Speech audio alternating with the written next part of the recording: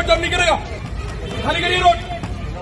किसी के पिताजी की रोड नहीं है, पूरी रोड गंदी कर दी सालों ने।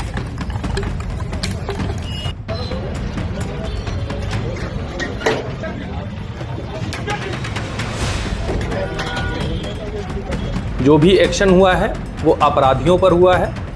हमने अभी शपथ ली कि मैं हिंसा का सहारा नहीं लूंगा। दिक्कत हो रही है, खुली लोकतंत्र है ये, लेकिन जो अधिकारी इस तरह से जो है कुचलने की कोशिश करेगा, आंदोलन करना हमारा संवैधानिक अधिकार है। कि जो लोग मेरे सपोर्ट में हैं वो एक पेड़ लगाएं और जो लोग मेरे विरोध में हैं, मेरे गुस्से में हैं, कि वो 2 पेड़ लगाएं। और वो लात जूते की नोक जो होती है वो मेरी समझ, और मैं जो स्काई दिक्कत हो रही है अंदर, नहीं खुली नहीं पा रही है। एसएसपी मेरठ के कार्यालय में के बाद से हिंसा का प्रयोग जांच करने के लिए डीआईजी रेंज सहारनपुर श्री अभिषेक सिंह को निर्देशित किया है। कानून व्यवस्था को और सुदृढ़ बनाने का मतलब बेहतर कोशिश और बेहतर करने की कोशिश से लगातार प्रयासरत रहेंगे। डिग्री के आरोप और एसएसपी के तबादले तक मेरठ में ललिता गौतम हत्याकांड की कहानी अब सिर्फ एक हत्या की कहानी नहीं रह गई है। ये कहानी एक बेटी की हत्या से शुरू हुई, फिर न्याय की मांग को लेकर आंदोलन हुआ। आंदोलन में पुलिस और प्रदर्शनकारियों के बीच टकराव हुआ। एसएसपी का थप्पड़ मारते हुए वीडियो सामने आया, राजनीतिक बयानबाजी हुई और अब मामला पुलिस हिरासत में कथित 3rd डिग्री के आरोप तक पहुंच गया है। इसी बीच 20 अगस्त की रात मेरठ के एसएसपी अविनाश पांडे का तबादला कर दिया गया। 21 अगस्त को 2015 बैच के आईपीएस अधिकारी बीबीजीटीएस मूर्ति ने मेरठ के नए एसएसपी के तौर पर जिम्मेदारी संभाल ली है। तो आखिर पिछले कुछ महीनों में मेरठ में ऐसा क्या हुआ कि ललिता गौतम हत्याकांड से शुरू हुई कहानी एसएसपी के तबादले तक पहुंच गई। आइए पूरी कहानी को सिलसिलेवार रूप से समझते हैं। 15 मई 2026 को मेरठ की बीए छात्रा ललिता गौतम लापता होती है। परिजनों ने उसकी तलाश शुरू की और 17 मई को उसका शव रोहता रोड क्षेत्र में बरामद हुआ। पुलिस ने जांच शुरू की और मुख्य आरोपी अंकुश को गिरफ्तार किया। बाद में उसके भाई अंकित को भी गिरफ्तार कर लिया गया। पुलिस ने आरोप लगाया कि अंकित ने हत्या के बाद साक्ष्य मिटाने में मदद की थी। 8 जुलाई का दिन ललिता गौतम को न्याय दिलाने के लिए मेरठ कलेक्ट्रेट के बाहर प्रदर्शन हुआ। प्रदर्शन के दौरान पुलिस और प्रदर्शनकारियों के बीच टकराव हुआ और पुलिस ने लाठीचार्ज किया। इसी दौरान एसएसपी अविनाश पांडे से जुड़ा एक वीडियो सामने आया जिसमें वो प्रदर्शनकारियों के साथ मारपीट और थप्पड़ मारते हुए नजर आए। वीडियो वायरल हुआ और देखते ही देखते चर्चा थप्पड़ कांड की होने लगी। ये तरीका ठीक नहीं है रोड जाम करने का। बेचने में कोई भी समस्या हमसे मिले आके, कोई रोड जाम नहीं करेगा, खाली करिए रोड। किसी के पिताजी की रोड नहीं है, मजाक बना के छोड़ दिया, पूरी रोड गंदी कर दी सालों ने।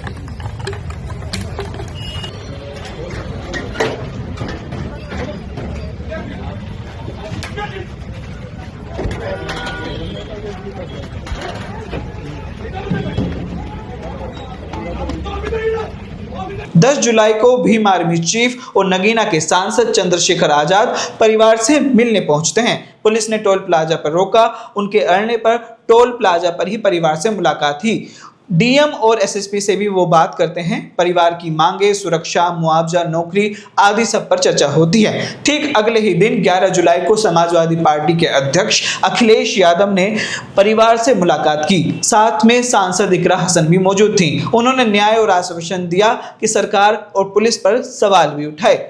अगले दिन यानी 11 जुलाई को कांग्रेस का प्रतिनिधिमंडल भी मिलने गया। भाजपा नेता संगीत सोम समेत अन्य नेताओं ने भी परिवार से मुलाकात की। विपक्ष ने एसएसपी की बर्खास्तगी की बात की। मामला जातिगत और राजनीतिक रूप से गर्मा उठा। मुख्यमंत्री योगी आदित्यनाथ ने गाजियाबाद के पीडब्ल्यूडी गेस्ट हाउस में ललिता गौतम के परिवार से मुलाकात की। उन्होंने शोक व्यक्त किया और कहा कि एक भी दोषी नहीं बख्शा जाएगा, कठोरतम कानूनी कार्रवाई होगी। लापरवाही करने वाले अधिकारियों पर भी कार्रवाई के निर्देश दिए गए। कुछ दिनों बाद दिग्विजय भारती और मोहित जाटव आदि जमानत पर बाहर आते हैं। इसी दौरान एसएसपी अविनाश पांडे का एक बयान सोशल मीडिया पर वायरल होता है। सोशल मीडिया पर इस बयान को लेकर भी खूब चर्चा हुई। 15 अगस्त को एसएसपी का एक और वीडियो सामने आता है। स्वतंत्रता दिवस अवसर में उन्होंने हिंसा और अहिंसा तथा पुलिस सुरक्षा बलों को हथियार इस्तेमाल करने की शक्ति दिए जाने को लेकर बात की। सोशल मीडिया पर लोगों ने इस बयान को पहले हुए थप्पड़ कांड से जोड़कर भी देखा। लेकिन यहाँ कहानी खत्म नहीं होती है। अगस्त में मामला फिर एक बार गर्मा जाता है। भारतीय किसान यूनियन BR अम्बेडकर से जुड़े दिग्विजय भाटी और मोहित जाटव पुलिस कार्यालय पहुंचते हैं। दिग्विजय भाटी का आरोप है कि बातचीत के दौरान विवाद हुआ और इसके बाद उन्हें हिरासत में लेकर SOG कार्यालय ले जाया गया। उनका आरोप है कि वहां उनके साथ मारपीट की गई और 3rd डिग्री दी गई। सबसे पहले तो कप्तान साहब अंदर ले गए, उसी बगल वाले ऑफिस में। कप्तान साहब ने लगभग 1.5-पौने 2 घंटे कप्तान साहब ही मारते रहे। कोई और मारा भी था तो नहीं इसे तो मैं मारूंगा, इसे मैं मारूंगा। कोनियों से, लातों से, बेल्टों से और सबसे ज्यादा जूतों से। ये जो आंख फूटी हुई है कप्तान की, जूते की नोक से फूटी हुई है।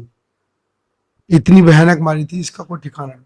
और भाई यही कि तुझे बनाऊंगा चमारों का नेता, तुम्हें बनाऊंगा जाटवों का नेता। तुझे भाई, हम भारतीय किसान यूनियन BR अम्बेडकर चलाते हैं, तो इसमें क्या देश है भाई? हमने यूनियन बना रखी है बाबा साहब के नाम से, जो पूरे भारत में बाबा साहब के नाम से एक यूनियन है, और दलितों की आवाज हमेशा उठाते रहते हैं मुखरता में, और उसी बात को लेकर के हमसे चिड़े हुए। मोहित जाटव ने भी पुलिस हिरासत में मारपीट के आरोप लगाए। इस मामले में अगले दिन सरदना विधायक अतुल प्रधान ने दिग्विजय भाटी और मोहित जाटव के साथ एक प्रेस कॉन्फ्रेंस की। दिग्विजय भाटी की आंख पर इस दौरान पट्टी बंधी हुई थी और उन्होंने कथित मारपीट के बारे में जानकारी दी। और वो लात जूते की नोक जो होती है वो मेरी सीधी, और मैं जो स्काई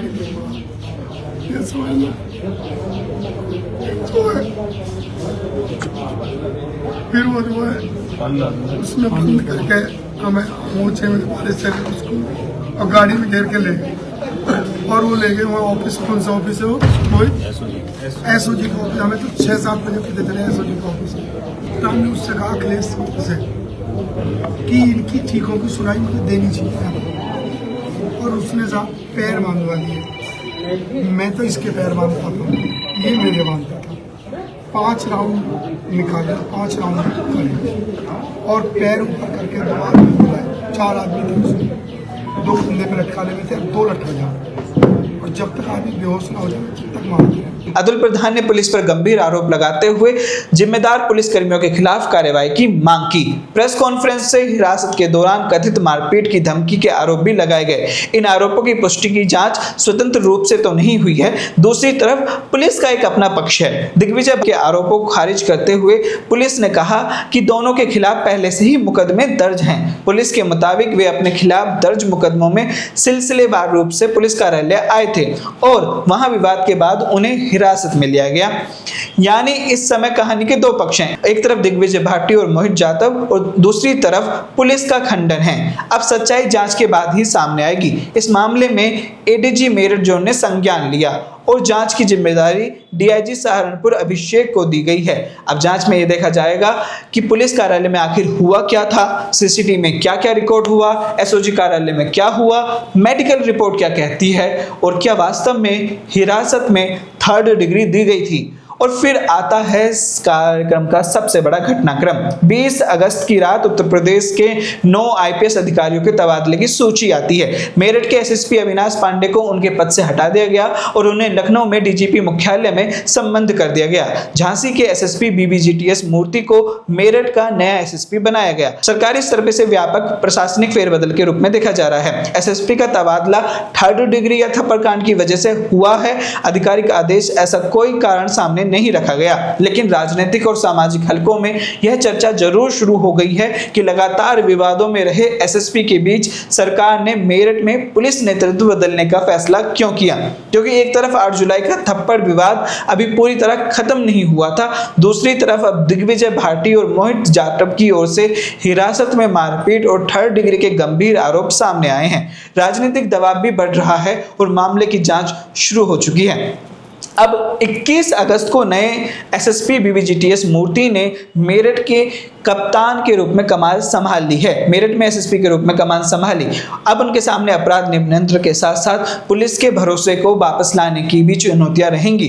पूरी कहानी को अगर एक लाइन में समझें तो ललिता गौतम हत्याकांड की परिवार ने न्याय की मांग की, न्याय को लेकर आंदोलन हुआ। 8 जुलाई को प्रदर्शन के दौरान पुलिस और प्रदर्शनकारियों के बीच टकराव हुआ, लाठीचार्ज हुआ और एसएसपी से जुड़ा हुआ थप्पड़वाड़ा वीडियो वायरल हुआ। इसके बाद राजनीतिक विवाद बढ़े।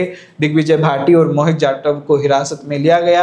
हिरासत में वो फिर 3rd डिग्री की बात कहते हैं। अतुल प्रधान ने इस मामले में प्रेस कॉन्फ्रेंस की। एडीजी ने मामले की जांच के आदेश दिए। इस बीच एसएसपी अविनाश पांडे का ट्रांसफर हो जाता है। 21 अगस्त को बीबीजीटीएस मूर्ति ने एसएसपी के रूप में कार्यभार संभाला। और अब सबसे बड़ा सवाल, क्या अविनाश पांडे का तबादला सिर्फ सामान्य प्रशासनिक फेरबदल था या मेरठ में लगातार बढ़ते विवादों में भी इस फैसले को प्रभावित किया है? इसका आधिकारिक जवाब अभी सामने नहीं आया है, लेकिन इससे भी बड़ा सवाल है कि ललिता गौतम के परिवार को न्याय कब मिलेगा, क्योंकि जिस न्याय की मांग से ये कहानी शुरू हुई थी वही सबसे अहम सवाल आज भी वैसा का वैसा ही खड़ा है। थप्पड़ विवाद का सच जांच से सामने आना है। 3rd डिग्री के आरोपों का सच भी जांच से सामने आना है और ललिता गौतम हत्याकांड की पूरी सच्चाई भी कानूनी प्रक्रिया और जांच के बाद ही सामने आएगी। मेरठ की जनता के लिए सवाल सिर्फ यह नहीं है कि दोषी कौन है, सवाल यह भी है कि पुलिस पर भरोसा कैसे बढ़ाया जा सकता है, क्योंकि न्याय मांगने वाले जब पुलिस के सामने खड़ा होता है तो उससे डर नहीं भरोसा होना चाहिए। यही भरोसा आज मेरठ में सबसे बड़ी परीक्षा के दौर से गुजर रहा है और यही पुलिस के सामने आज सबसे बड़ी चुनौती है। अब सबसे बड़ा सवाल यह है, क्या अविनाश पांडे का तबादला सिर्फ सामान्य प्रशासनिक फेरबदल था या मेरठ में लगातार बढ़ते विवादों ने भी इस फैसले को प्रभावित किया है? इसका आधिकारिक जवाब अभी सामने नहीं आया है, लेकिन इससे भी बड़ा सवाल है, ललिता गौतम के परिवार को न्याय कब मिलेगा? क्योंकि जिस न्याय की मांग से यह पूरी कहानी शुरू हुई थी वही सबसे अहम सवाल आज भी बना हुआ है। थप्पड़ विवाद की सच जांच से सामने आएगा। 3rd डिग्री के आरोपों का सच भी जांच से ही सामने आएगा और ललिता गौतम हत्याकांड की पूरी सच्चाई भी कानूनी प्रक्रिया और जांच से ही सामने आएगी। मेरठ की जनता के लिए सवाल सिर्फ यह नहीं है कि दोषी कौन है, सवाल यह भी है कि पुलिस पर भरोसा कैसे बढ़ाया जाए, क्योंकि न्याय मांगने वाला जब पुलिस के सामने खड़ा होता है तो उसे डर नहीं भरोसा चाहिए। यही भरोसा आज मेरठ में सबसे बड़ी परीक्षा के दौर से गुजर रहा है। आप देख रहे हैं सियासी पंचायत। नमस्कार।